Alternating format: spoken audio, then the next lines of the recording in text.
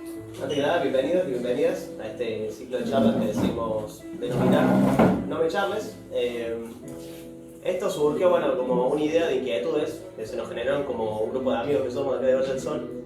Pero bueno, claramente la idea no era cerrarnos solamente en ese grupo y era expandirse. Por eso la idea de estos encuentros, y también invitamos a las personas que han venido hoy a sumarse, a dar ideas para futuras charlas, futuras inquietudes, futuras cosas que le interpelen a la juventud.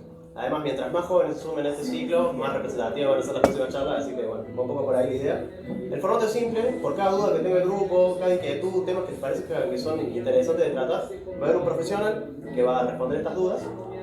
Y bueno, un poco es por ahí la modalidad.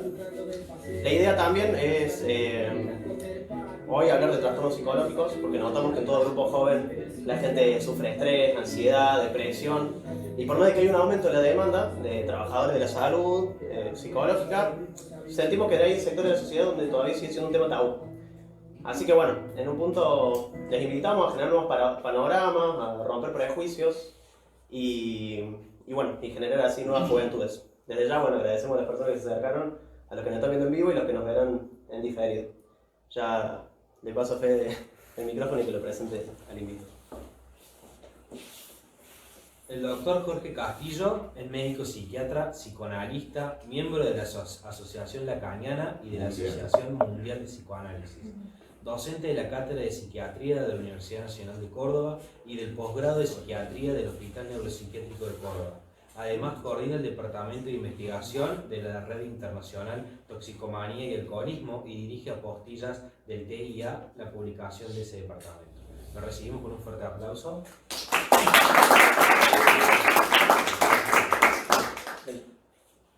Antes de aclarar cualquier cosa, el que quiera hacer preguntas, levante la mano y yo le voy a dar la palabra para que hable. Bueno, yo podría arrancar con una preguntita. ¿Fer? Sí. Bueno, en esa introducción que di, y que dimos que un poco consensuamos acá con los chicos, no sé si notas eso que mencionamos, como que que hay una nueva generación que está teniendo muchos más de este tipo de trastornos psicológicos como ansiedad, estrés, depresión. No sé si usted lo nota o si es solamente una sensación de nuestro grupo nomás. Eso también era una duda, porque capaz que partimos de esa premisa y usted no lo verá de esa forma. Pues. Bueno, a mí me gustaría introducir otra premisa, como para que podamos conversar de una manera un poquito más despojada, que es: todo el mundo es loco, todo el mundo delira. Bien, a partir de ahí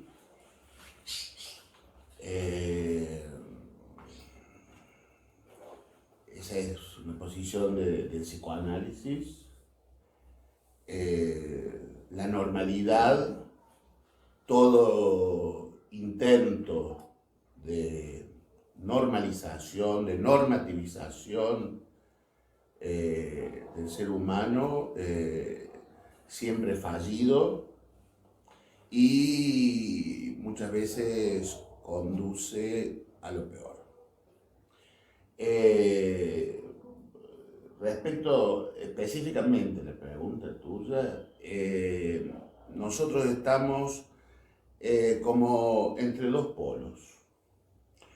Por un lado, hay un movimiento efectivamente creciente de síntomas que afectan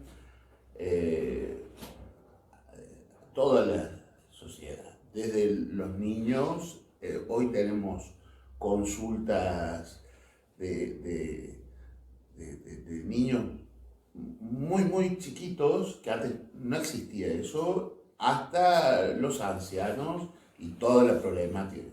Por supuesto, los más graves son los jóvenes. Pero por un lado está eso, que hay un empuje que está propiciado claramente por los los grandes laboratorios que fabrican pastillas y entonces hay lo que se llama la patologización de la vida cotidiana. Es decir, que todo lo que hacemos es un síntoma y es posible medicarlo y venderle un remedio. Del otro lado, hay todo un movimiento que es de despatologización, que es un movimiento que pone por delante al sujeto de derecho antes que el sujeto, nosotros decimos los psicoanalistas, del inconsciente. Pero si ustedes quieren, a las personas que pueden tener una patología. Entonces, cuando ocurren determinadas cosas que pueden ser síntomas de personas que sufren, eso se pone a la cuenta de los movimientos y de discursos estructurados, cerrados, donde cada cosa ya quiere decir por anticipado otra. Entonces, ahí podemos poner una serie de fenómenos que no consideran la patología, sino que consideran como el nivel del derecho. Los derechos sujetos, o sea, el sujeto político si quieren, pero que no termina de ser político, en tanto creo yo que para ser un sujeto político tiene que primero ser un sujeto de decisión. Tenemos tanto victimizaciones como, cuando se culpabilizaciones inmediatas, todo lo que son los fenómenos de los discursos woke, la cultura de la cancelación, etcétera, etcétera, que, como digo, desconoce cualquier tipo de patología. Entre esas dos corrientes es en la que estamos hoy en términos muy, muy generales. Bueno, yo tengo una pregunta, no sé si alguien antes quiere preguntar algo. Ahí. Bueno, yo tenía una pregunta, son dos en realidad. Primero, ¿qué es un trastorno? ¿Qué es una patología? ¿Y qué es una enfermedad? ¿Cuáles son las diferencias entre esas tres?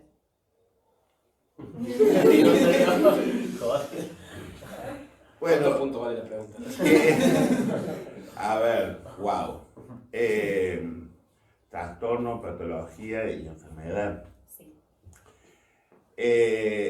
Yo diría que en principio son nombres, en algún sentido son sinónimos, en otro sentido, por ejemplo, la palabra trastorno. La palabra trastorno es una palabra que ha sido inventada en este formato que nombraba al principio de la patologización de la vida cotidiana, de la vida de las personas. Entonces, es un movimiento del que participa la psiquiatría americana y representado por los servicios de los hospitales y por los jefes de cátedra de las universidades que se ponen de acuerdo para nombrar supuestamente por el bien de todos, para nombrar las cosas de manera unánime. Los europeos hicieron lo mismo, inventaron unos manuales muy hermosos con todo un listado de trastornos. Eso es una, como cuando se desambla, ¿Se desarma? sí, lo contrario al ensamble, el desensamble, el desmontaje de lo que eran las enfermedades, las patologías que originalmente describía la psiquiatría clásica. En la psiquiatría clásica estaban las grandes categorías que son desarmadas en pequeños trastornos. El trastorno de, no sé, trastorno del sueño, trastorno de esto, trastorno del otro, van a ver que cubre prácticamente todos los aspectos de la vida de un sujeto. Eso que digo en apariencia es un intento de homogeneización de la lengua clínica de los profesionales de la salud. Lo que se puede constatar después de ya muchos años de que están esos manuales operando, que es un empuje a la medicalización, o sea, que cada uno de esos trastornos les corresponde un medicamento. Creo yo que la idea anterior, que es la de la enfermedad como una entidad más compleja que afecta a una persona, me parece que era más humana, digamos, ¿no? Y más clínica. O sea que esos diferentes trastornos que desconocen cualquier tipo de etiología, o sea, no les interesa cuál es la causa. Si se hace pis cuando no debe, en donde no debe, entonces tiene enuresis. Si se hace pis la suficiente cantidad de veces, eso está todo arreglado. Bien, ahora, ¿por qué se hace pis? ¿Por qué no puede dormir? ¿Por qué? Bueno, lo que sea. Eso es dejado de lado completamente la causalidad en el trastorno. Cuando se habla de patología, ya ahí se empieza a pensar, primero, es como que se relaciona en la enfermedad la idea de la patología. Bueno, ya se relacionan los distintos trastornos y se conforma una idea un poquito más compleja. No sé si estoy diciendo demasiado técnico, no se entiende nada de lo que estoy diciendo. Entonces, quizá en el título de esta charla que habíamos puesto trastornos psicológicos, hubiera sido un poquito más acertado, un poquito más abarcativo poner patologías psicológicas. Era mejor encararlo por ahí. No. Está bien dicho los tres términos. A mí, como yo empecé diciendo que todo el mundo es loco, Loco psicológico podría decir el nombre de la charla. Sí, porque ¿qué es lo que hay detrás de la idea de trastorno? Hay la idea de normalidad, ¿no? Es decir, que habría el normal, habría lo normal. Lo normal es que uno haga tal cosa, lo normal es que haga tal otra, que se despierte, que duerma tantas horas, que consuma en determinada y justa medida, etcétera, etcétera. Cuando uno no cumple con esos parámetros de normalidad, inmediatamente empieza a caer del lado de la patología. Entonces, eso es un parámetro que yo personalmente, como psicoanalista, resisto. Es decir, que no toma en cuenta el índice de sufrimiento de cada persona. Creo que eso, en todo caso, podríamos ponerlo al lado del trastorno sino reemplazarlo. Problemas de transmisión. Claro. Si no reemplazarlo es simplemente decir, bueno, el sufrimiento. Pues también podemos hablar del sufrimiento, de qué sufrimos. Me gustaría escucharlos más de ese lado. Bueno, él tenía una pregunta, acércate vos porque Sí, yo no, no. en casa. Bueno, con eso que estábamos hablando de las etapas, cuando se pasa de ser normal a ser el trastorno, ¿en qué momento yo tengo que empezar a preocuparme de que no estoy teniendo mala racha, sino que estoy teniendo depresión? O sea, ¿en qué momento yo paso de estar Deprimido. o sea, no, a estar mal a estar deprimido? No sé si se entendió. Sí, la entiendo porque es una pregunta que uno puede buscar en Google, ¿no? No necesita un... Psicólogo. yo no soy psicólogo, pero digo un especialista, nada, uno pone en Google, ¿en qué momento me estoy volviendo loco? ¿No? Pero, ¿cuál es el tema? Es que la idea de que uno es la autoevaluación, ¿no? Es decir, yo me voy a autoevaluar, pero eso ya es un índice de locura muy importante. Es un estado de alienación. Pensar que uno puede autoevaluarse, contestar un test y decir, no, la verdad que yo estoy muy deprimido, ¿de acuerdo a esto?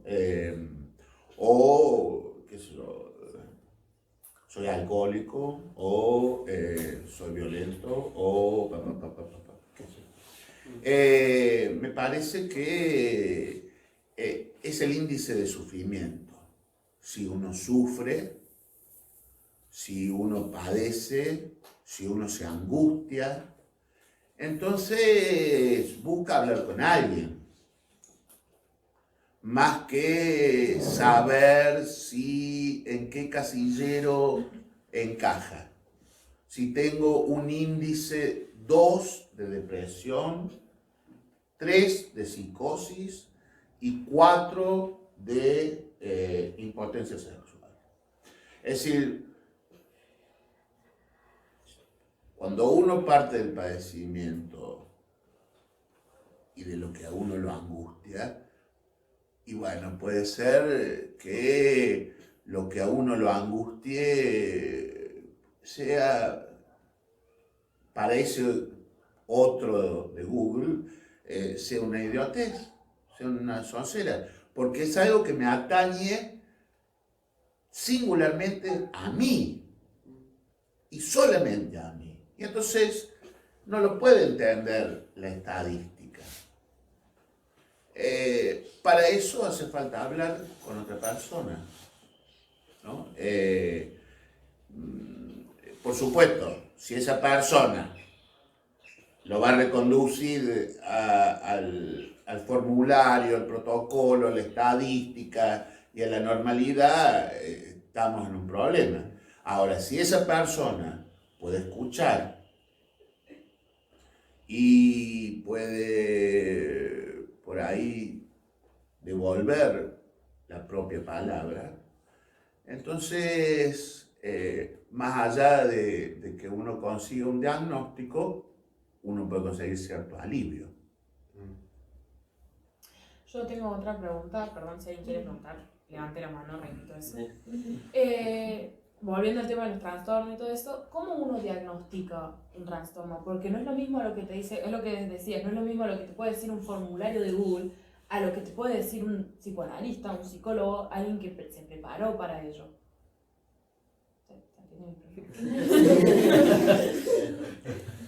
Sí, pero es una pregunta, es como a Einstein le preguntaron en una recepción, en una embajada, viene la mujer del embajador y le dijo, ¿me puede explicar la teoría de la relatividad? Pero en 5 minutos. Y entonces Einstein le dijo, sí, yo puedo. pero ya no sería la teoría de la relatividad. Pero voy a intentar sabiendo que voy a errar, intentar tu pregunta. En principio, digo, hay algo que se llama la clínica. Todos estos protocolos, todos estos manuales, todas estas tablas, puntajes, etcétera, etcétera, son la muerte de la clínica. ¿Y la clínica de qué se hace? La clínica se hace de la escucha, de la mirada, del olfato, de la intuición, o sea, de lo que uno sabe, pero no puede dar cuenta de cómo lo sabe.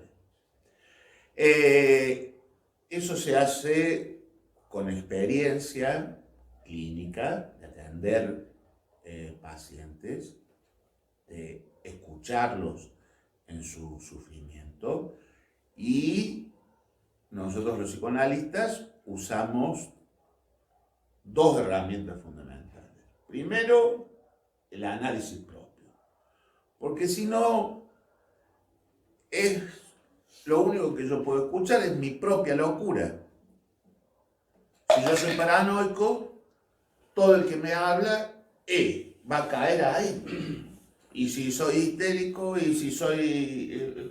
es mi propia locura, es lo que no voy a dejar de escuchar. Entonces uno se analiza, se psicoanaliza, para poder despejar un poquito, decir, bueno, hasta dónde llega lo mío, y entonces le puedo hacer lugar a la palabra del otro.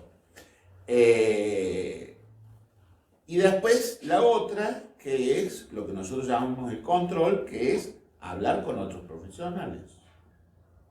Es una práctica que no es exclusiva del psicoanálisis. Algunos psicólogos, algunos médicos, algunos psiquiatras, los que todavía conservan el arte de la clínica, porque la clínica es un arte y la medicina es un arte, es una ciencia, sí, pero es una ciencia humana. O sea, el intento de biologizar al ser humano, de volverlo digital, de volverlo químico, de volverlo, ¿cómo se llama?, genético, o sea, de volverlo un código. Eso creo que es una deshumanización, ¿no? Es una cosa bastante terrible que está ocurriendo hace mucho y cada vez más. Entonces, el proceso de diagnóstico es un proceso que, así digo, proceso, no se puede diagnosticar. Hola, ¿cómo le va? ¿Qué le pasa? Y anda medio bajón. Usted es depresivo. A ver, no, sino que hay que escuchar. Y es un proceso. Y hay veces que demora. Y hay veces que demora mucho. Y hay veces que nunca se llega a concluir. Y con eso los clínicos tenemos que convivir. Porque si los clínicos piensan que saben todo, y todo tiene que tener un diagnóstico, entonces eso va a ser por la fuerza, que lo vamos a hacer encajar en algún lugar. Y esa fuerza no viene solamente de los clínicos, vienen de los pacientes también. Por ejemplo, la pregunta de Teo es una exigencia, es una demanda. Quiero saber cómo sé si yo soy, ¿no? La gente quiere su diagnóstico. Hay diagnósticos que por ahí se ponen de moda, todo el mundo quiere ser bipolar, nadie quiere ser psicótico, ¿no? Pero ahora está aflojando eso. Ahora hay momentos en que la gente se dice, no, yo soy depresivo, soy bipolar, me lo dijo el portero de mi edificio, qué sé yo, o mi psicóloga, Sí, me parece que es un punto, el diagnóstico es un punto en el que hay que ser prudente, porque también hay una cuestión social y hay una cuestión política en juego. La estigmatización, la clasificación, es un elemento de lo que Foucault llamaba la biopolítica, ¿no? Es decir, es una administración de la población y es la desaparición del sujeto político. Porque bueno, ya lo tenemos diagnosticado y ya tenemos, a base de eso vamos a manejar presupuestos y vamos a manejar recursos, etcétera, etcétera, ¿no? Y también creo que para los sujetos muchas veces el diagnóstico, como dije antes, que es una demanda, y hay veces que el diagnóstico tranquiliza, dice, bueno, yo estoy, uno no sabe qué le pasa, sí sabe que está loco, y si cree que es normal, ahí yo diría que eso es un elemento diagnóstico. Cuando uno se cree que es totalmente normal, es un índice de una locura ya muy avanzada, muy extrema, exactamente. Pero si no, en general, yo creo que la mayoría se da cuenta de que hay un agujero. Hay un agujero. Hay un agujero que no se puede decir, que no se puede entender, que no se puede transmitir, pero que sí se siente. Y se siente en el cuerpo. ¿Y qué se hace con eso? Bueno, a veces alguien viene y dice, ustedes tienen una personalidad adictiva. Y entonces dice, bueno, ya veo que lo mío no es tan grave, es una personalidad adictiva. En definitiva, no es un agujero negro, no es que esto sea un agujero que no tiene fin. No, tiene un borde, tiene un límite, está dentro de lo que se llama la personalidad adictiva. Yo les pregunto a ustedes si eso les resulta suficiente. Y creo que cada uno tiene su respuesta. Algunos pueden decir, y con eso ando, yo ya tengo mi diagnóstico. Y otro dirá, eso no me sirve para nada. Bueno. ¿Ella tenía ganas de hacer una pregunta? No. Bueno, dale. ¿Siempre preguntan los mismos o el otro? No, la idea es que todos pregunten. Hay división entre... La idea es que todos Puedo nos empezar a animemos. preguntar yo. Está prendido. La idea es que todos nos animemos, pero bueno. Por eso yo los puedo animar. A ver. No, por Sacó preguntas. Mire, pero, Dios mío, no sabía dónde me habían invitado. No, lo mío son las palabras. Me gusta mucho el formato que también pregunté, pero mi consulta es, usted dijo que no es psicólogo. Así es. ¿Qué diferencia hay entre psicoanalista y psicólogo?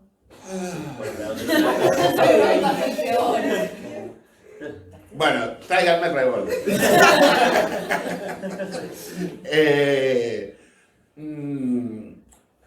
Bueno, a ver. Yo no sé. No sé qué responder. En principio, los psicoanalistas, nosotros mismos nos preguntamos. Cuando me presentaron, no dijeron, se saltearon esa palabra. que yo soy miembro de la escuela de la orientación lacaniana. Lacan era un psicoanalista que renovó el psicoanálisis. El psicoanálisis lo inventó Freud, fines del siglo XIX, principios del siglo XX, y aproximadamente a mediados del siglo XX, Lacan lo reformó, lo renovó, y fundó, a diferencia de Freud, que había fundado una asociación, fundó una escuela como eran las antiguas escuelas griegas, ¿no? Los estoicos, etcétera, etcétera. Las escuelas filosóficas. Tomando ese modelo, funda la forma asociativa de los psicoanalistas, que parte de la idea de que no sabemos qué es un psicoanalista. Bueno, ya ve el problema que pone con la pregunta. No sabemos qué es un psicoanalista, pero sí una cosa. Nosotros creemos, yo sé lo que es el psicoanálisis. Y estoy por el psicoanálisis porque el psicoanálisis es la única, el único reverso del discurso del amo, que es el lazo social de dominación, ¿no? ¿Por qué? Porque los psicoanalistas creemos en el inconsciente, no creemos en el yo. Por eso decía que la idea de que uno se puede autoevaluar es creer en el yo. Nosotros vivimos en una sociedad que hace como una religión del yo. Es la pleitesía, el culto del yo. Y por supuesto el tú, que es la otra versión del yo. Tú puedes, you can do it. ¿No? En cambio, los psicoanálisis, al tener la idea del inconsciente, creemos que la persona está dividida. Por eso hablaba del agujero. Es decir, que la persona está dividida.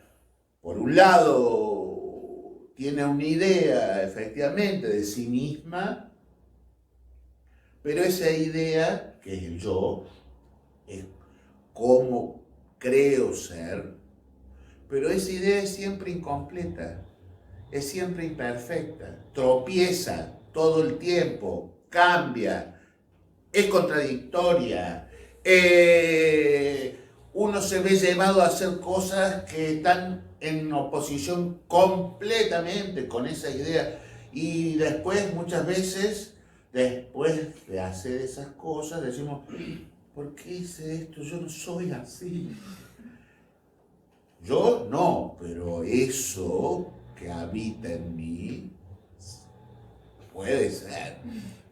Esa es la idea del inconsciente. Y es una idea, en algún sentido, que va contra la psicología. ¿Por qué? Porque la psicología, no sé si es una ciencia, pero digamos, una disciplina, pero tiene esa idea del yo y de lo que es normal, de lo que está bien. Entonces, bueno, a partir de eso arman todo un sistema tanto de diagnóstico, de tratamientos y qué sé yo, con diversas, digamos, corrientes cognitivas, conductuales, pero que todas en última instancia son tributarias de este gran culto del yo. En ese sentido sería exactamente la otra cara de la moneda. El psicoanalista que el psicólogo. Sin contar con que para ejercer el psicoanálisis uno puede tener tiene que tener un título universitario. En Argentina eso varía con los países. En Argentina hay que ser médico, psicólogo, psicopedagogo, cualquiera de esos títulos, hasta donde recuerdo, son los que habilitan a ejercer el psicoanálisis. En mi caso, a mí legalmente me autoriza el título de médico. Pero en general, digamos, los psicoanalistas no nos formamos en la universidad. No es un título que da la universidad. Es como un poco, y lo digo con todo descaro. Es un poco como los artistas. No le dan el título de artista a nadie. Uno puede decirse artista y decir yo soy artista, y también Lacan decía el psicoanalista se autoriza a decir, bueno, pero si yo soy psicoanalista. En Argentina está lleno de gente, lleno de locos que dicen que son psicoanalistas, pero ellos solo dicen que son psicoanalistas. Al igual que pasa un poco en el arte, es necesario que haya un reconocimiento de los otros, pero no de los periodistas deportivos, por ejemplo. No, los otros artistas. Y en términos de psicoanálisis, más o menos lo mismo. Es decir, yo me tengo que autorizar como psicoanalista, pero necesito el reconocimiento de otros psicoanalistas. Que digan, sí, este sí. Y para eso tenemos la escuela, escuela digo no como colegio, sino la escuela, ya dije, El sindicato de psicoanalistas. trae el revólver, trae la escopeta ahora, que habla del sindicato, ya necesitamos un arma larga. Para varios. Bueno, Coti, ¿querías hacer una pregunta? No, yo tengo una pregunta. Bueno, está bien. Coti, no preguntes. Yo tengo una preguntonta. Vine con la idea de algo de psicólogos, pero que ahora no está haciendo, o sea, me estoy contando con otra cosa. ¿Me tengo que ir? No. Los psicólogos no buscan volver a la persona normal. No es su fin. Normalizar a alguien, agarrar a alguien, tenés un problema, te vuelvo a insertar en la sociedad, reinsertar. ¿No? ¿Qué buscan? No sé, es mi pregunta. Porque La estaba viendo psicóloga- que te analizan. ¿Cómo? Te analizan, sabemos que tenés trastorno y te ayudamos, pero buscan normalizar, volver en. Te hacen un yugo. ¿Qué buscan? ¿Qué pasa? Buscan normalizar a las ¿Qué buscan personas. hacer los psicóanalistas con su paciente? No, psicólogos. Sí, Los psicólogos. psicólogos. Pero el Buscan normalizar a las psicoanalista- personas. Bueno, pero los psicólogos, yo soy psicoanalista, no soy psicólogo, no puedo responder el psicólogo. Hubiese invitado al psicólogo. Yo soy psicoanalista y soy médico, y como médico soy psiquiatra. Para, antes de que empieces, cabe aclarar que Teo sí cree que es normal, así que a Teo no le pongo la Bueno, Sí, no la te persona puedo más normal de la firmar un sala. certificado. Claro. Sí, pero en principio me parece que hay una función que cumple los psicólogos de control social, en donde efectivamente hay un intento de normalización de la persona, donde el primer punto es la reinserción. Hay que, que es un degeneradito, hay que meterlo en la grilla y hacerlo caminar, que la cosa marche. Para eso normalmente vamos a necesitar la ayuda de un medicamento. Entonces hay una sinergia entre la psicología y la farmacología, la psiquiatría farmacológica. O sea, que aun cuando el psicólogo no pueda volver a insertar en la sociedad al trastornado, lo fundamental es que tome su medicación, ¿no? Bueno, eso no va para todos los psicólogos, pero sí puedo decir que que por lo menos en lo que son los grandes, digamos, movimientos como en Estados Unidos y buena parte de Europa, la psicoterapia que llevan adelante los psicólogos tienen este sesgo y inclusive están para que el paciente no abandone su tratamiento farmacológico, para apoyar el tratamiento farmacológico. Bien, eso es una cosa. El psicoanálisis es otra cosa. El psicoanálisis no busca normalizar a nadie, porque de movida, y eso es lo que planteé, no hay la normalidad, pero sí hay un sufrimiento que merece ser escuchado y merece ser aliviado. Y puede ser aliviado mediante la palabra. Mediante la palabra. Con esta idea del inconsciente. Es decir, que uno habla, pero no sabe lo que dice. Esa es una idea del inconsciente, una idea posible del inconsciente. Y entonces cuando uno va y empieza a escucharse un poquito, hay veces que eso ayuda y calma. No sé si puedo decir más, pero yo quiero preguntarles, porque ya que me han convocado, ustedes me hacen preguntas que por ahí son técnicas, pero a mí me interesa también escucharlos a ustedes en el sentido de cómo ven las cosas, qué les parece, cómo ven a los psicólogos, cómo ven a los psiquiatras, digamos, cómo es, porque ustedes, la generación de ustedes, tiene una convivencia institucional con eso que se llama la salud mental. O sea, en todos los colegios hay un gabinete, psicopedagogo, psicólogo, bla, bla, bla.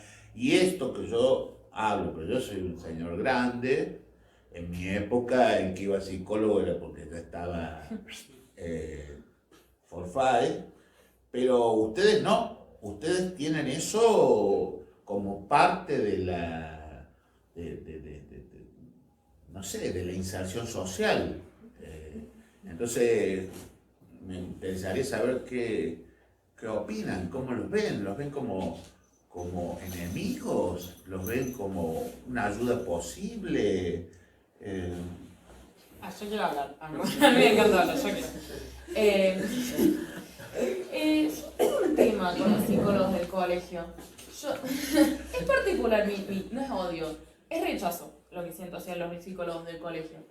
Pero porque a mí en su momento me negaron la idea de ir a un psicólogo y cuando yo fui negada. Entonces el tema que tuve con mi psicólogo del colegio fue que yo pensé que tenían ese pacto de guardar silencio con lo que hablan. Y él terminó, esa persona, terminó comentando de las cosas que me pasaban a mí y a mis padres. Y eso fue que yo sintiera un súper rechazo sobre los psicólogos. Ellos no tendrían que hablar lo que uno le cuenta a los padres. Depende. Porque en este momento yo lo veo y era una boludez, por ejemplo. A mí yo me sentía, vamos a creer que yo me sentía triste, pero no era la gran cosa. A ver, yo estaba triste, me sacó un 1, se había terminado mi problema. Y les contó a mis padres, y mis padres ahí se me vino a mí la noche. Entonces, los psicólogos, ¿hasta qué punto tienen que guardar silencio con las cosas que les cuentan? ¿Y hasta qué punto tienen que involucrar a un mayor? Bueno, vamos con los Siguen psicólogos. diciendo psicólogos. Yo estoy preguntando. Y acá viene el psicólogo de la radio. ¿Qué haría un psicoanalista? Claro, ¿qué hay un psicoanalista en este caso? Primero, los psicoanalistas, la práctica del psicoanálisis, que los psicoanalistas están en los colegios, trabajan en tantos psiquiatras, en tantos psicólogos, qué sé yo, trabajan en los colegios, en las instituciones instituciones, en los hospitales, en las cárceles, en donde lo que rige, decimos nosotros, es el discurso del amo. Y aún los colegios, voy a hablar un poquito en lacaniano, pero es decir, donde supuestamente el lazo social está dado por el discurso universitario, Lacan decía que la verdad del discurso universitario es el discurso del amo. O sea que supuestamente uno va a la escuela a aprender y el agente de ese discurso es el saber que ostenta el profesor. Pero la verdad de eso es que el profesor es un amo y la cosa tiene que marchar. Entonces hay leyes y hay reglas. Cuando uno va a trabajar en una institución, sea lo que sea, psicólogo, psiquiatra o psicoanalista, está sujeto a las leyes. No sé qué edad tenía usted cuando se sacó el 1 y se puso triste y 11. le dijo, bueno. Yo te dije. Pero era, digamos, ahí hay un límite que yo creo que cada profesional debe manejar, y ahí está la cuestión de la clínica, ¿no? Que el arte de la clínica, que no puede ser digitalizada, o sea, puesta en sí o no, 0, 1, en donde hay que decidir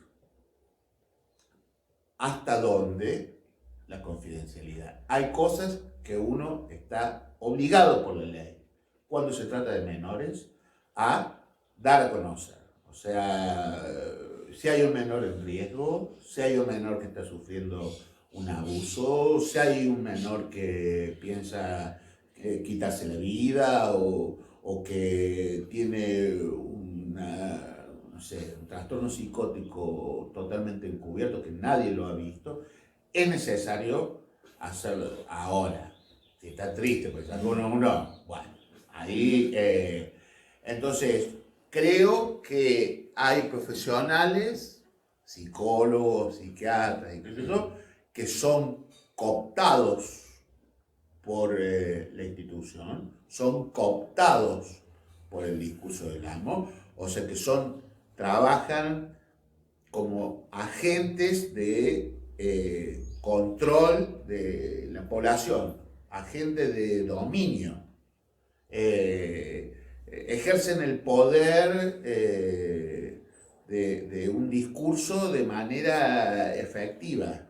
Son como los capos de los campos de concentración. Pero también hay profesionales en las instituciones, uno se puede encontrar con profesionales que escuchan a los jóvenes y a los niños y los escuchan a ellos y escuchan su sufrimiento y escuchan lo que dicen, no lo que ellos necesitan escuchar y ellos necesitan saber, sino lo que los niños o los jóvenes necesitan decir. Creo que hay eso. Son pocos, la verdad. Creo que son pocos. Es muy difícil sostenerse en una institución sin ser cooptado por esa maquinaria. Es muy difícil, pero no es imposible. Bien. Fede, ¿vos tenías una pregunta? Yo tengo una pregunta. Una persona mayor de edad, Sí. por ejemplo, vos tenés una obligación de reportar alguna, por ejemplo, un delito que haya cometido un paciente o una conducta que vos consideres que puede ser peligrosa. ¿Tenés alguna obligación de violar el secreto profesional en algún caso? Sí. En estos casos, por ejemplo, que decía yo, de Por ejemplo, abuso... un mayor de edad, por ejemplo, no un menor de edad. Sí, pero si hay un menor en juego...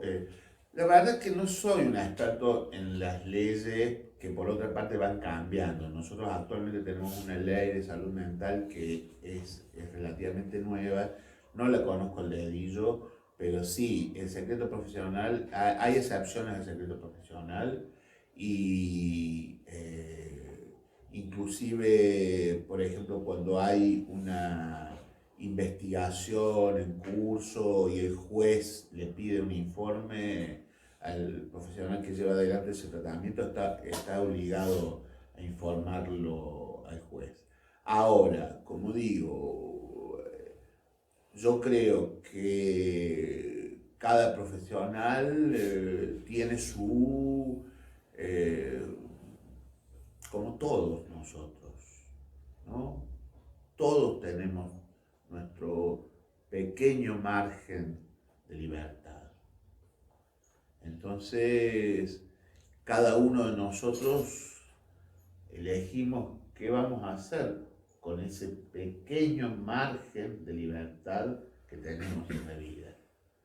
Y en este tema del secreto profesional ocurre de igual manera.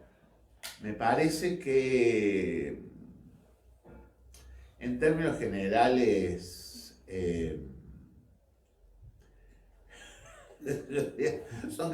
no vayan a creer que eso yo, por ejemplo, es interesante la película esa Joker, ¿no? Que el tipo va a la psicóloga, pero va porque está obligado, la psicóloga está obligada a atenderlo y se ve como eso es un acto burocrático, ¿no? O sea que no, totalmente vacío. Es vacío para la profesional que está ahí pintada y es vacío para él porque no le va a decir nada, porque no cree que haya nadie ahí escuchando. Pero en la vida real, digamos, esos delincuentes no van a hablar, no necesitan hablar con nadie, o salvo que sean perversos que van a espantar al psicólogo y le cuentan cosas asquerosas que hacen. Y el psicólogo, bueno, se deja atrapar por eso, por su propio morbo, ¿no? Por su propia perversión, de escuchar esas asquerosidades. Bueno, son excepciones. Son excepciones. Normalmente el ejemplo de Emma es así. Mientras más pequeña la falta, más grande la culpa. Ese es el problema. Ese es el problema que tenemos todos. En ese problema vive la sociedad contemporánea. Es un problema que ya Freud llamaba el super yo. Es decir, pero esta regla, que es mientras más pequeña la falta, más grande la culpa, quiere decir que precisamente los que cometen grandes faltas, normalmente no sienten culpa. Creo que los vemos por televisión todo el tiempo, ¿no? Sí. No, y con eso también de que vos decías, lo obligaron por un tema burocrático a tratarse con ellos. Yo creo que a veces, hablando de la institución y del colegio, muchas veces pasa que cuando un compañero se portaba mal, o uno, o quien sea, es como que te mandaban al psicólogo, y tenés que ir al psicólogo. Y es como que te está llevando obligado a una persona a ese lugar, un lugar que no quiere estar, y encima, ¿cómo vos te vas a abrir? Porque, por lo que te estoy escuchando, es como es un acto de escucha el que tiene el psicoanalista. ¿Cómo vos te vas a abrir con una persona en la cual te obligaron a estar ahí, en el principal? Y en segundo lugar, estás 100% estigmatizado. Porque es como, mirá, lo mandaron al psicólogo, digamos. Y ahí está con el tema que empieza a regir este discurso de hay dos premisas, digamos. O somos todos normales, por así decirlo, entre comillas, o todos tenemos un poco de locura dentro y empezamos a entender las diferencias, entender que todos tenemos algún tipo de problema interno y puede explotar en distintos tipos de cosas. Pero a mí lo que pasa es eso, digamos, yo creo que las instituciones, por lo menos en muchos de los jóvenes, y lo digo por mí personalmente, las instituciones como que te encasillan y un poco que hace como que no sea muy orgánico eso. Te dejan medio en ese lugar, digamos, que para mí es incómodo. Y hace que tampoco te puedas abrir el 100% con un psicoanalista o un psicólogo, quien sea, porque tendés a que eso, a que te van a encasillar, a que me parece eso, como que a veces se confunde el tema de las instituciones con, bueno, ahora yo no sabía que existía, me pasó lo mismo que Teo, la diferencia entre un psicólogo, un psicoanalista, tampoco hay mucha información, que eso también lo otro me pasa. Es como que vos decís psicólogo, ya está, es algo general y no sabés que hay ramas, que hay distintos tipos de formas de abordarla, y bueno, creo que eso también es lo que pasa, hay como un desconocimiento. Y lo otro duda que tenía, usted que habla de la actividad de escucha, del acto de escuchar, quizás podría ir con la premisa de una persona que está mal, por lo general es porque es una persona no escuchada. Eso también es otra duda que tengo. Bueno, a ver, primero, entiendo,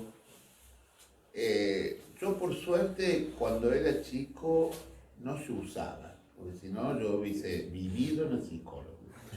En mi época te mandaban a la dirección, entonces yo iba siempre a la dirección. Era como que el director era mi psicólogo. Entonces yo hablaba con él y una vez falté porque estaba enfermo y me fue a buscar y dice, ¿qué pasa? ¿No vino Castillo hoy? No, ¿por qué no falté porque estaba enfermo? Había ido, pero no me habían mandado a la dirección, me había portado bien, no sé si estaba con sueño. Entonces estaba sentado ahí, entró el director y dice, Castillo, dice, pensé que no había venido porque no me fue a ver hoy. Y le digo, bueno, ya después del recreo seguro que me mandan para... Viví en la dirección. Entiendo eso, pero ahora una cosa, yo también en esa época recuerdo que tenía cierto desprecio por los que nunca los mandaban a la dirección, los que nunca les ponían amonestaciones, los que nunca les ponen en penitencia. Y creo que eran más estigmatizados esos que yo. Y que los otros tránsfugas compañeros que éramos habitués de la dirección. Me parece que hoy es más sospechoso alguien que nunca lo mandó al psicólogo. Porque somos todos anormales, ¿no? Entonces, en algún momento, tarde o temprano, en algún momento, bueno, tenemos que salir de la línea, y qué sé yo, si no, verdaderamente vivimos en un estado de alienación absoluta y eso, bueno, creo que, por ejemplo, se ve mucho en, que lo muestran las series, los cosas, pero lo ven, las películas, lo escuchamos en las noticias, esas, acá ha pasado poco, como en Carmen de Patagones, por ejemplo, que un día van con una ametralladora y matan medio colegio. O en Estados Unidos. En Estados Unidos, claro. Exactamente, esa cultura del yo y de la idea de normalidad y el funcionalismo, o sea que hay que funcionar dentro de la sociedad, bueno, provoca estallidos. Entonces me parece que cada vez menos estigmatizante. Y entiendo la desconfianza de, por supuesto, a uno lo mandan en el colegio, sí, lo mandan en el colegio, y después lo mandan al psicólogo del colegio. Entonces, es cierto, hay una desconfianza de cómo uno le va a contar de intimidades al psicólogo del colegio si no sabe si se lo va a contar la directora, papá, mamá, ¿qué se va a hacer con eso? A mí me parece que es lógico, es normal, hasta para los anormales, pero digo, está justificado. Y creo que, por eso digo, es muy difícil estar en una institución y poder realmente funcionar como un profesional que no sea, o sea, ¿para quién trabaja el que está en la institución, digamos, el profesional de salud mental que está en la institución? ¿Para quién trabaja? Trabaja para la institución, para que la institución funcione, que no tenga problemas, que la profesora pueda dar clases sin que tiren otros chicos por la ventana, o trabaja para el alumno que tiene un problema, que sufre, que está angustiado, que no sabe, tiene un conflicto, no sabe qué hacer, o qué sé yo. Es un problema, creo que están divididos, las personas que trabajan en las instituciones están divididas, por un lado una cosa, por el otro lado la otra. Y para los alumnos, bueno, hay que tener suerte, me parece. Por ahí uno puede encontrar alguien que lo escuche y le sirva, y por ahí se puede encontrar un botonazo que, claro, que sea más sargento de policía que psicólogo, puede ser. En los colegios, por ejemplo, yo tengo muchas de mis compañeras, o ni siquiera de mi curso más chicas, me han dicho, yo no quiero ir al psicólogo del colegio porque todas las que han ido, el psicólogo a todos los padres le han hablado. Entonces en mi colegio es como mucho tabú. Sí, sí. Claro, te rebotonea, entonces cuando te da ganas de decirle, che, mira esto. Muchas veces pasa eso. Bueno, sí, ahora. Creo que es el habla. Yo tengo una pregunta fuera del tema. ¿En qué momento vos o otros psicoanalistas o psicólogos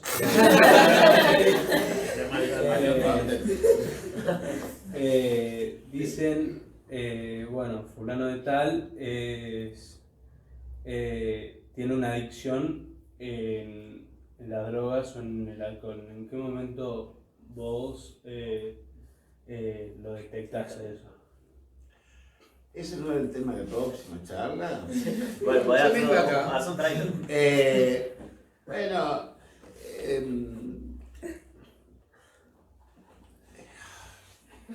No estudiaste por esa pregunta. no, lo que pasa es que, primero, hay muchas clasificaciones, tablas, eso lo pueden buscar por internet. Alcohólicos Anónimos, por ejemplo, tienen un cuestionario que hace años para que uno mismo evalúe si es un alcohólico o no. Hay clasificaciones, pero como psicoanalista, nosotros evaluamos más el problema que genera, ¿no? Es decir, nosotros tenemos la idea de que las drogas, el alcohol, tienen una utilidad, por algo se usan. Por supuesto, la psiquiatría, la psicología, inclusive las leyes acá en Argentina que prohíben las drogas que están prohibidas, qué sé yo. El alcohol no está prohibido, ¿no? Pero consideran que es perjudicial para la salud, ¿no?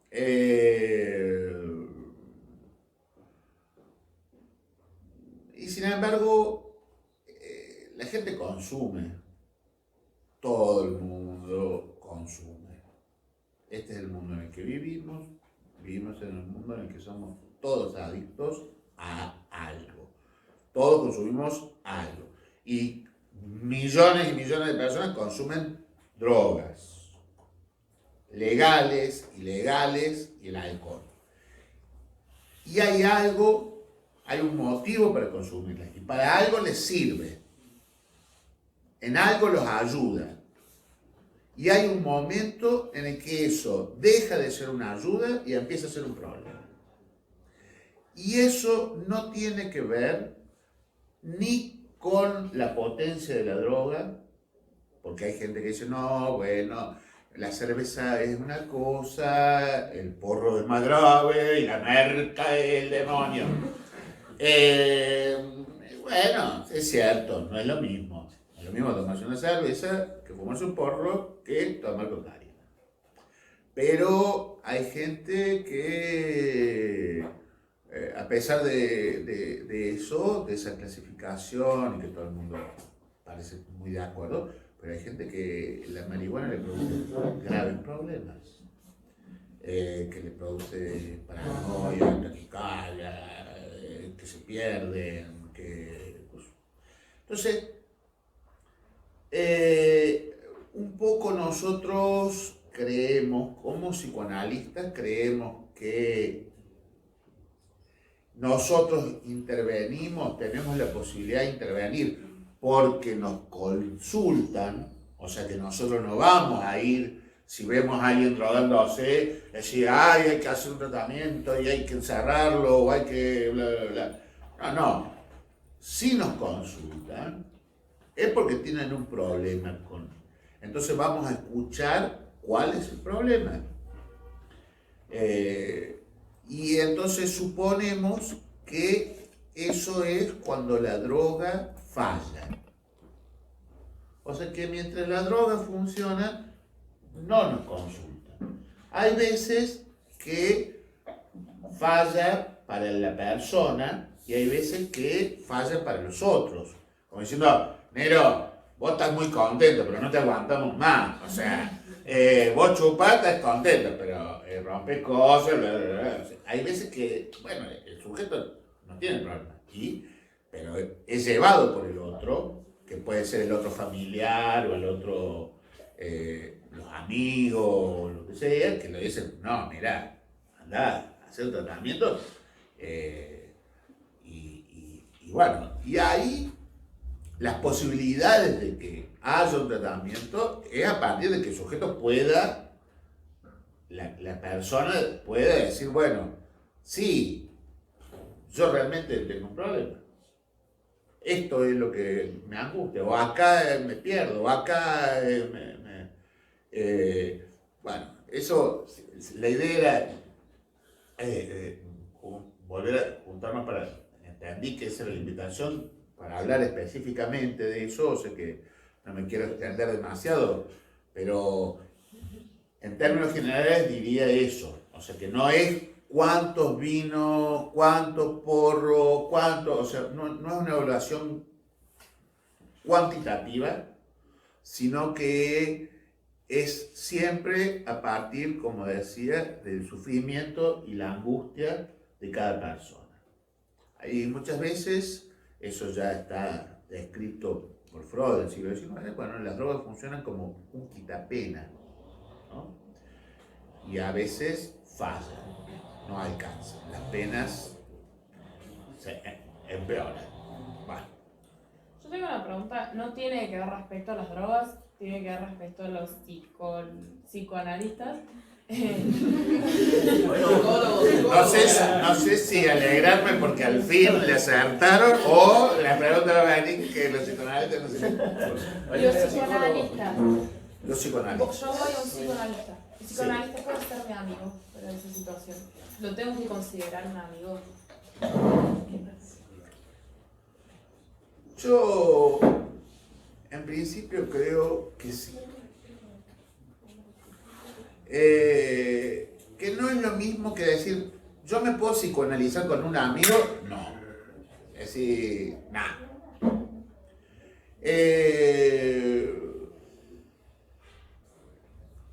Pero creo que si uno no siente en algún sentido que el psicoanalista es un amigo, entonces no le puede hablar.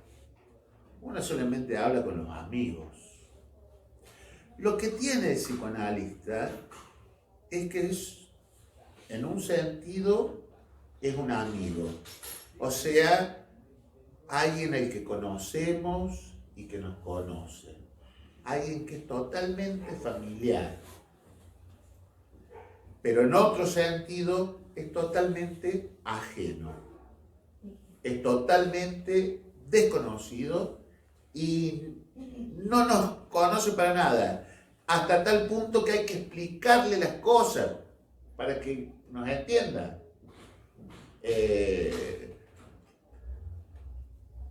Y eso es parte del tratamiento que hacemos los psicoanalistas, porque cuando uno hace un esfuerzo por explicar lo que le pasa, y bueno, eso muchas veces hace que la angustia se calme un poco.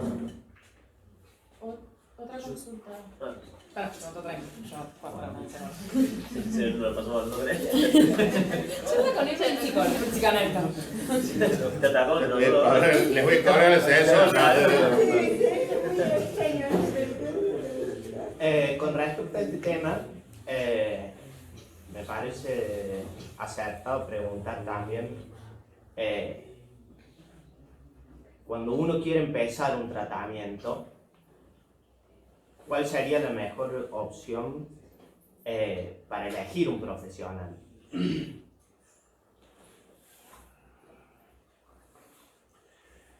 Ay, eso es muy difícil de responder. Porque encontrar un psicoanalista que va a ser nuestro psicoanalista, va a ser mi psicoanalista o cada uno, es como enamorarse. Es decir, bueno, y uno se puede enamorar en el colegio con un compañero, se puede enamorar por Tinder, por no sé qué, o sea, digo, uno puede llegar a encontrar a su psicoanalista en la lista de prestadores de la obra social y dice, bueno, voy a ir al psicólogo. Y resulta ser que es un psicoanalista ese psicólogo. Y que puede escuchar de otra manera y que no intenta normativizarnos ni nada, sino que nos puede escuchar. Y de repente puede empezar el análisis. Habitualmente vienen las recomendaciones. Anda, mi psicólogo, a mí me vino bárbaro. Y después van y resulta ser que es un psicoanalista. En esa es un psicólogo y entonces quiere lo que le fue bien al amigo, hace siempre lo mismo el psicoanalista, el psicólogo, ¿no? Entonces siempre tiene la misma receta. Bueno, obviamente, algunas veces sirve y otras veces no. Entonces, pero también pasa con los psicoanalistas. Que haya funcionado un psicoanalista con una persona no quiere decir que funcione con otra. Pero eso es un poco lo que Freud llamaba, y nosotros los lacanianos también, la transferencia, ¿no? O sea que uno es por transferencia en el sentido de que, bueno, si funcionó para alguien que es conocido mío o alguien que yo considero tengo una buena consideración, ¿no? Por supuesto. Entonces quizás sea bueno para mí también y le doy una oportunidad a esa persona. Pero bueno, hay otras, también las instituciones. Como ya decía, hay psicoanalistas en la institución. No sé si hay una buena manera de encontrar un psicoanalista que funcione para cada uno. Un mismo psicoanalista puede funcionar con una persona y con otra no. Bueno, por más que el psicoanalista sea muy prestigioso y capo y experimentado y qué sé yo, creo que es indistinto de eso. Yo quería preguntar, por ejemplo, yo tengo una amiga con depresión. Yo sin ser psicoanalista, sin saber cómo puedo acompañarla. Ay, primero, ya la depresión, ya estamos en una situación diagnóstica. Y yo diría que es difícil diagnosticar a un amigo, y menos si uno no es un profesional. No. Yo tengo una amiga con depresión de Que ya está diagnosticado por por un otro. profesional. Ah, bueno, yo soy bueno. la amiga. Ay, no sé, la verdad. ¿Yo puedo? Sí. Bueno, para mí. Para. Corre. Nada, que para mí lo mejor, o sea, lo que se puede hacer desde uno para el otro sin ser profesional es acompañar. O sea, yo creo que no es necesario mucha sabiduría para acompañar a alguien que está así, porque si ya está en un tratamiento, o sea, hay un especialista que sabe cómo manejarlo más profesionalmente y sabe cómo ayudar desde otra perspectiva más, como más profunda. Yo creo que una amistad tendría que acompañar y solo eso. O sea, no es necesario que seas sabiendo en psicología para que ella le haga bien. Hasta la palabra.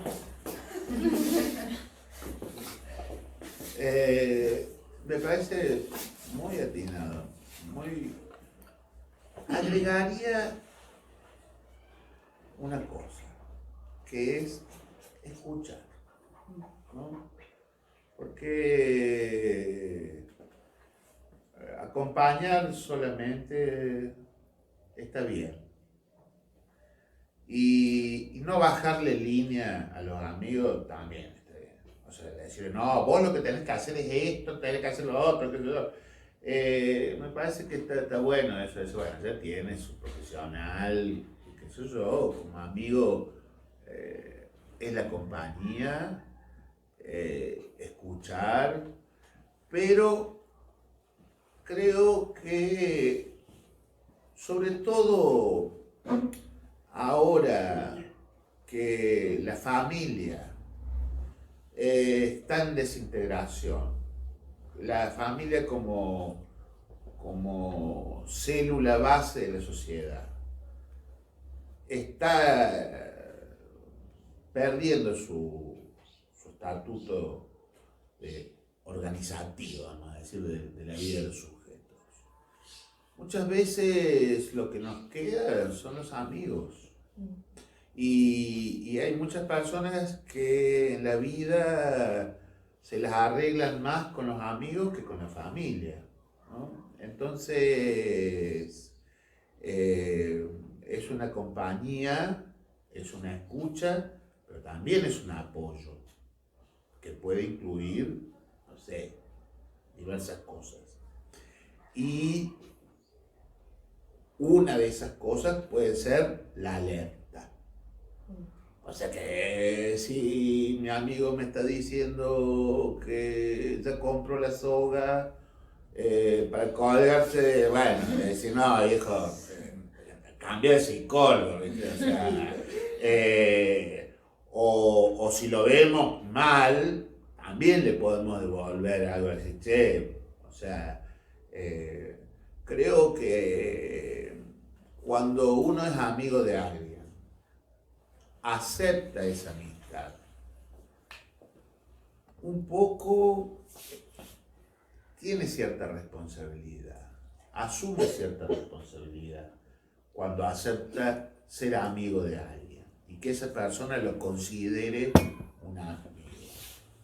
Entonces, hay una cierta solidaridad, me parece, en juego, que hoy, en la sociedad en la que vivimos hoy, es fundamental, es fundamental.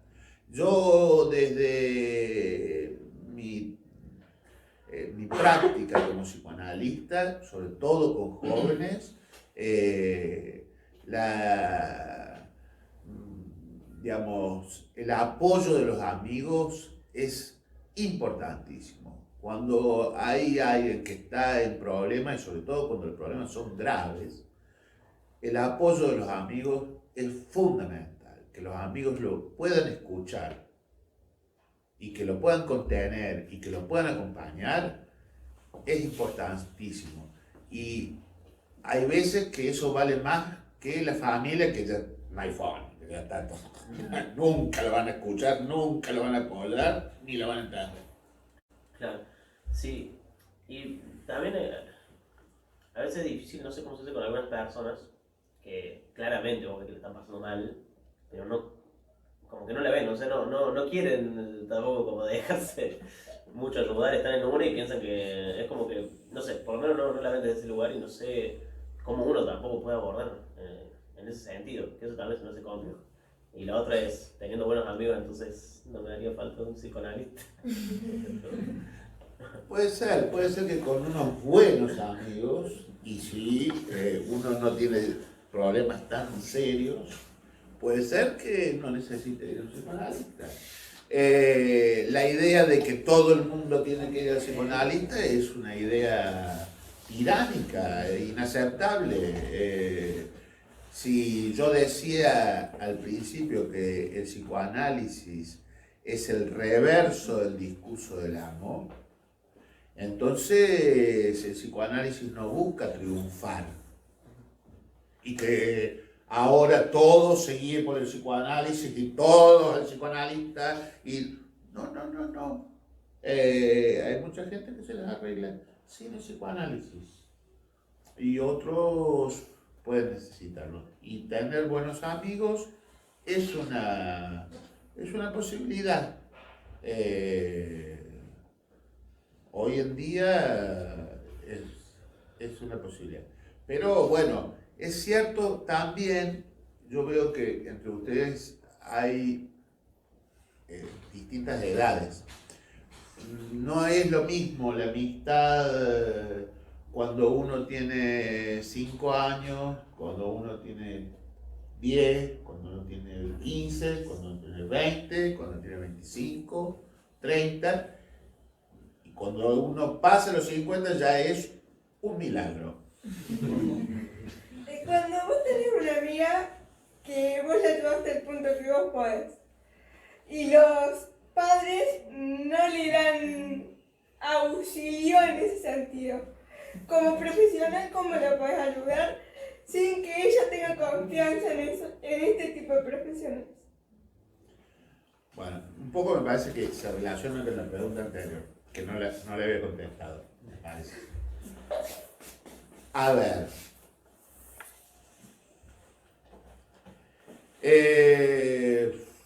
Si yo partí de la premisa para que podamos conversar, todo el mundo es loco, creo que habría que llegar a este otro extremo de la dialéctica, si es que tal cosa existe, que es, hay cosas que no tienen arreglo. Y por más que uno quiera mucho y contenga y apoye y acompañe y escuche y qué sé yo, hay amigos que se quiebran y no se van a arreglar. Y se caen y no se van a levantar. Y hay el agujero que todos tenemos adentro que no se va a cerrar. Le podemos poner un tapón, como un parche, como las gomas cuando se pinchan o las piletas, pero sí, pero se va a volver a pinchar. Por algún lado siempre el parche va a... Es decir que hay que ser consciente de que, bueno, hay un límite en lo que uno puede hacer como amigo y también hay un límite como profesional. Hay personas que no se pueden ayudar. Hay sujetos que están muy determinados respecto de lo que nosotros llamamos la pulsión de muerte, o sea, un impulso autodestructivo que no lo frena ni el mejor amigo, ni el mejor psicoanalista. Y hay cosas que no tienen arreglo. Yo diría que el mundo no tiene arreglo. Pero bueno, es lo que Lacan decía respecto de los psicoanalistas. Los advertía, les decía, la esperanza conduce a lo peor. La esperanza conduce a lo peor.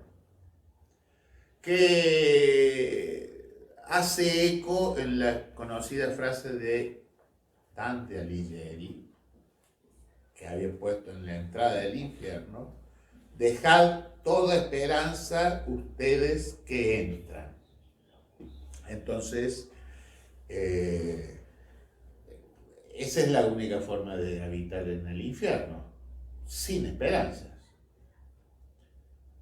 Digo, porque ya vivimos en el infierno, ¿no?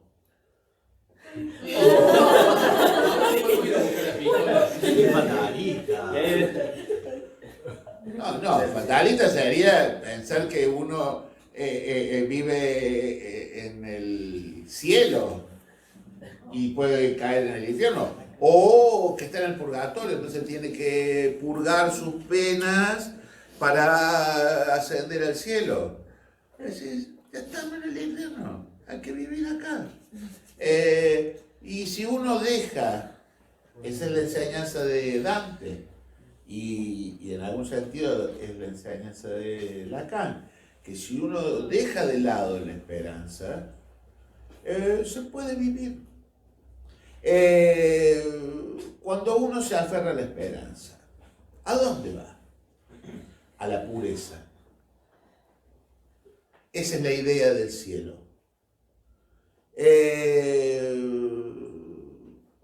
Si lo quieren poner en términos políticos, eso conduce al nazismo. Esa es la base del nazismo y la base de todo pensamiento político radicalizado. La esperanza de un mundo perfecto, en donde no hubiese mancha. Es decir, no, el mundo es un caos.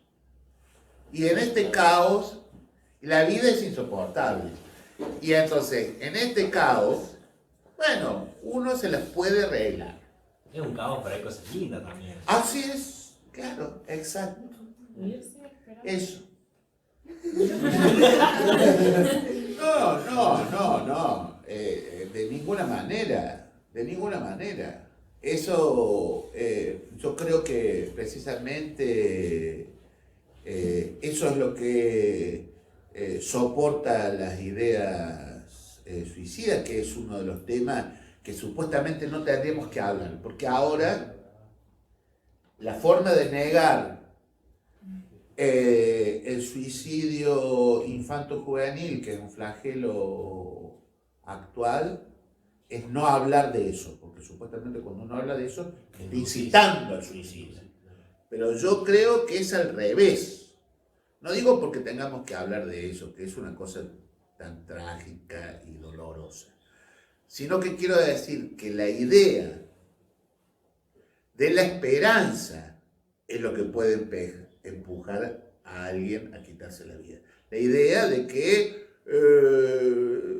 bueno, esto, de que habría un utópico. Claro, de que el mundo podría alcanzar el nivel de los ideales. Creo que podría estar mejor en otra parte. ¿Algo así? Exactamente. Yo, bueno, es siempre una cosa misteriosa, pero sí, eso quiero decir. ¿No? Es decir, dejar de lado los ideales. A eso voy. Con eso no quiero decir que uno no pueda trabajar para estar mejor. Eso es otra cosa. Que la esperanza. Y ahí, ¿cuál sería el punto dentro de la diferencia? Porque si vos no tenés esperanza de estar mejor, no vas a trabajar por estar mejor porque no crees que puedes estar mejor. Ese sería el problema, creo yo, en la no esperanza. Si no crees que podés mejorar, porque no tenés esperanza de mejorar, ¿para qué vas a laburar en algo que no te sirve de nada? Pero es que no es así. Es decir, que hay una diferencia. Es decir, estar mejor es una cosa y estar en el ideal es otra. Entonces el problema serían los ideales, no la esperanza. Quizás el uso que se hace de los ideales, más que los ideales. Porque, los ideales, es difícil vivir sin ideales. Todos tenemos ideales, pero hay que separar los ideales que pueden servirnos para ordenar nuestra vida de lo que es nuestra vida.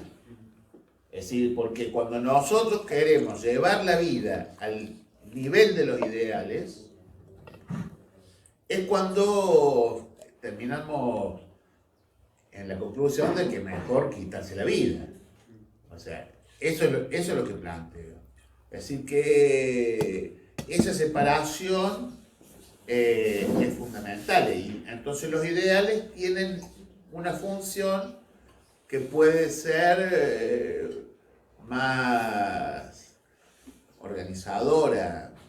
Lo que pasa es que también hay que ver de qué ideales estamos hablando, ¿no? Si son los ideales propios o los ideales impuestos desde afuera por discursos dominantes o cosas por el estilo. Claro, sí, y un poco complementando con el tema de los ideales, digo, porque también podría haber un lugar para eso, hablando del que estamos hablando de cielo y de infierno, como de cielos mentales que pueden ser como utopías. Una utopía que te sirva para caminar, no quiere decir que sea así, pero sí como que es un horizonte en ese sentido. Después sí con el tema de las idealizaciones, por lo menos en lo personal me pasó a idealizar personas, por ejemplo, de pensar que hay personas que están en cosas similares a mí y que hacen mucho mejor que yo las cosas, y después me pasó de conocer a esas personas personalmente, valga la redundancia, y nada que ver. Y gracias a eso, a entender que no era como yo había, como él se mostraba en redes sociales tal vez, o las cosas que yo me hacía en mi mente, o de exigencias inventadas por mí mismo, o por lo que el sistema dice y todo, como que me relajé y empecé a aceptarme.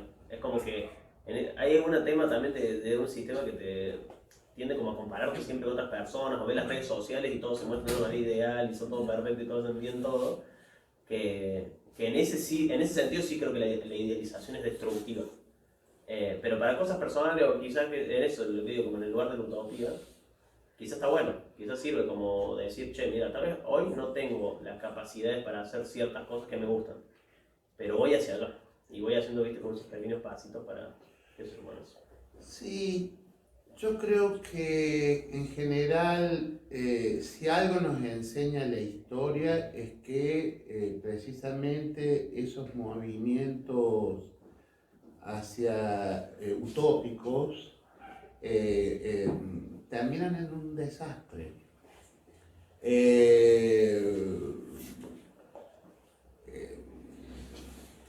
Eso creo que lo podemos rastrear en distintos momentos de la historia. Es decir, que la utopía es precisamente el ideal. Es decir, bueno, y transformar la realidad en vista de ideales utópicos y normalmente terminan en calamidades. Ya pasó con la Revolución Francesa, pasó con la Revolución Rusa, bueno, la Revolución Cultural de Mao, mismo el nazismo. El nazismo era un idealismo, eran grandes idealistas. Tenían ideales maravillosos, de unidad, de hermandad, de... Claro, pero como que en un punto ahí era encuadrar que todas las personas eran de la misma manera y que todo, o sea, la persona de bien era de una forma.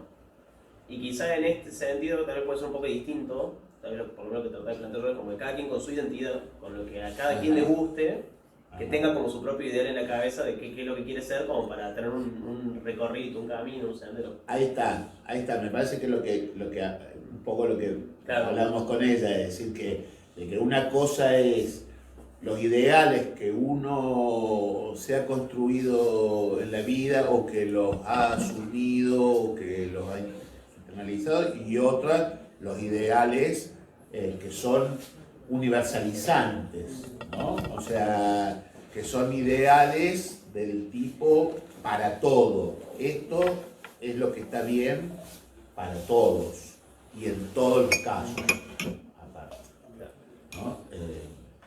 Yo tengo una consulta, pero para que me vea con el celular.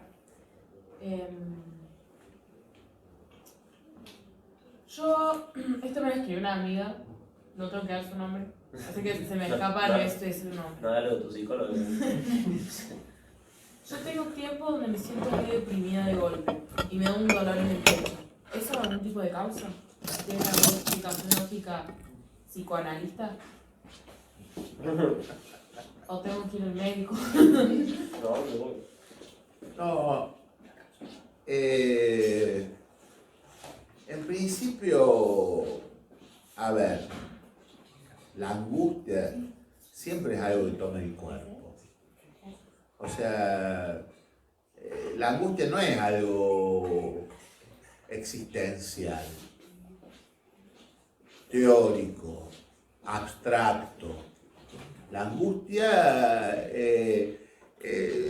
la etimología de la palabra angustia viene de angor, que es garra, es la idea de una garra que oprime muchas veces el pecho, la garganta, que es algo que toma el cuerpo siempre. Ahora, la depresión es un cuadro que tiene una serie de componentes. A mí me parece que cuando uno se angustia y eso no pasa, no cede, porque no sé si es el caso de tu amiga, si es que le pasó una vez, bueno, habrá que ver cómo se las arregla. No necesariamente con una o dos veces hay que ir corriendo al psicoanalista. Ella dice que varias veces siente, o sea, ella nunca está feliz, siempre, es mi amiga, no es que está feliz mucho tiempo, tiene estallos de felicidad, por así decirlo, son momentos cuando está acompañado, pero normalmente cuando está sola siente mucho dolor en el pecho y siente esa cosa en la garganta. Y dice que es como un sentimiento constante, que sale, pero dice que sale fuerte y ella no sabe qué hacer, porque cuando ha ido al médico le ha dicho que no es nada, que no tiene que ver nada. No, y la angustia, pero sí, creo que esa es casi diría el único motivo para consultar a un psicoanalista, la angustia. Si uno no se angustia ir a un psicoanalista, el que dice, yo quiero ir al psicoanalista porque me quiero conocer a mí mismo, cosas por el estilo, eso no hay forma de trabajar. Yo digo, como psicoanalista, no se puede llevar adelante un análisis. Para poder comenzar un análisis es necesario un punto de angustia. Si la angustia se presenta todos los días, bueno, por supuesto que es un motivo de consulta.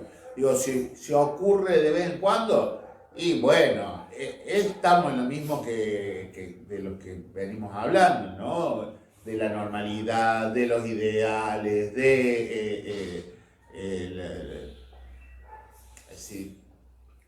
la idea de que podríamos vivir sin angustiarnos. O sea, más vale que vivir implica angustiarse. Ahora, hay veces que esa angustia es insoportable, porque es permanente o todos los días, Si eso ya constituye un cuadro, esa era una de las preguntas que vos habías hecho, si eso constituye una patología, hace falta una serie de elementos para ver, es decir, bueno, si hay trastorno del sueño, si hay trastorno de la alimentación, si hay trastornos de las actividades, de las relaciones sociales, pero con la angustia solo, está todo perfecto, solo que la angustia me resulta insoportable, pues bien, es una buena forma, un excelente motivo para consultar con un psicoanalista. Bueno, Sí. Hago una diapositiva, si más quieren después preguntar, ahí hacemos 2 o 3 preguntitas más, así ya de paso lo liberamos a psicólogo, a nuestro querido psicoanalista Jorge. Me van a hacer juicio los del colegio de psicólogos, de oye, usted está haciendo ejercicio ilegal de la profesión. No, que hay muchas cosas pues, que notamos a veces cuando hablamos con los chicos, el grupo y todo, que hay muchas cosas también sociales. Con esto, bueno, hace un rato hablé de las redes sociales, de todo esto de una imagen perfecta, el tema de lo motivacional, de esto como una especie de positividad tóxica de vos tenés que ser feliz y tenés que ser feliz porque y es como que empezás a negar, por ejemplo esto, un sentimiento que voy a decir, sentir angustia es normal, sentirse mal es normal. Bueno, como que hay muchas cuestiones que para mí parte, o problemas que tenemos a nivel personal que parten de porque la sociedad o porque hay ciertos sistemas que ya funcionan de esa manera y eso repercute después en los individuos. Digo, ¿cuánta solución hay de manera individual esas cosas que son sociales? Eso es como algo, porque quizás es algo muy macro, digamos, ¿no? Se puede trabajar personalmente cosas que son tan así macro, tan a nivel social. Bueno, me parece que